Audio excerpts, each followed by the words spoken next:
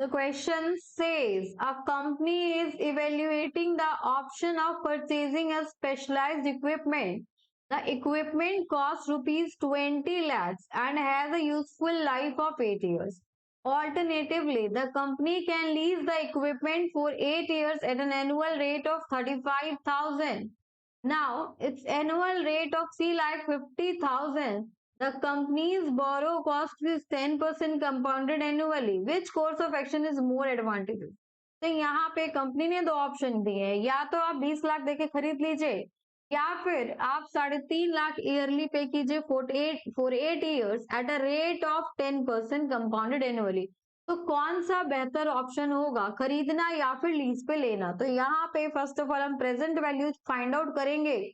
तो यहाँ पे हमें एन्यूटी अमाउंट गिवन है, एन्यूटी अमाउंट जो कि हम यहाँ पे ईयरली पे कर रहे हैं, दैट इज इक्वल्स टू 3,50,000। ये हमें एन्यूटी अमाउंट गिवन है जो ईयरली पे कर रहे हैं। देन नेक्स्ट हमें रेट ऑफ इंटरेस्ट गिवन है, रेट ऑफ इंटरेस्ट जिसको हम स्मॉल आई से रिप्रेजेंट करते हैं। तो रेट ऑफ इंटरेस्ट गिवन है 10%, that will be 10 divided by 100 which is equals to 0.10। ये हो जाएगा आपके पास 0.10 and this is per annum। then next आएगा आपके पास टाइम। तो यहाँ पे टाइम को स्मॉल एन से रिप्रेजेंट करेंगे जो कि हमें गिवन है 8 years। तो यहाँ पे हम पहले फाइंड आउट करते हैं प्रेजेंट वैल्यू, जिसका फॉर्मूला होता है present value equals to capital A 1 plus i raise to the power n minus 1 divided by i into 1 plus i raise to the power n। अब सारी वैल्यूज अवेलेबल है तो यहाँ पे सब्स्टिट्यूट करते हैं। तो कैपिटल ए की वैल्यू है 350,000 and this will be 1 plus 0.10 raised to the power n which is 8 minus 1 divided by, this will be divided by I which is 0.10 and here it will be 1 plus 0.10 raised to the power 8।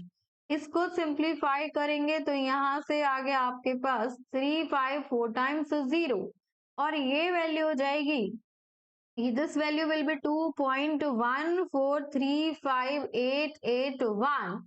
इसमें से minus करेंगे हम 1, then 0.10 आपका as it is और ये value भी same हो जाएगी 2.1435 2.14 then 35 then 881।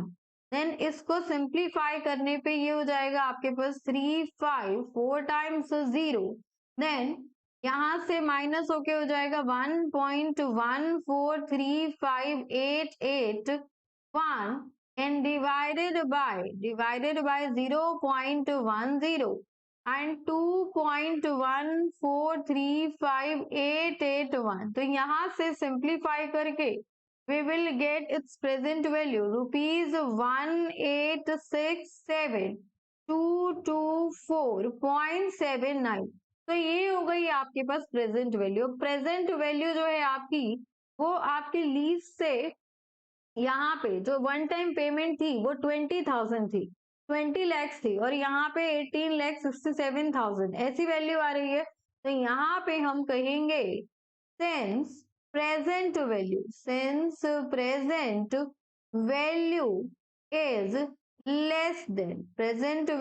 is less than purchase value, purchase value से कम है, परचेज वैल्यू है 20 lakh less than purchase value, then the leasing is preferable, leasing is preferable because यहाँ पे प्रेजेंट वैल्यू आई है 18 लाख समथिंग और परचेज वैल्यू है 20 लाख। तो यहाँ पे जो आपका रिक्वायर्ड आंसर होगा that will be option number 2, leasing the equipment is more advantageous। So option number 2 is the final answer।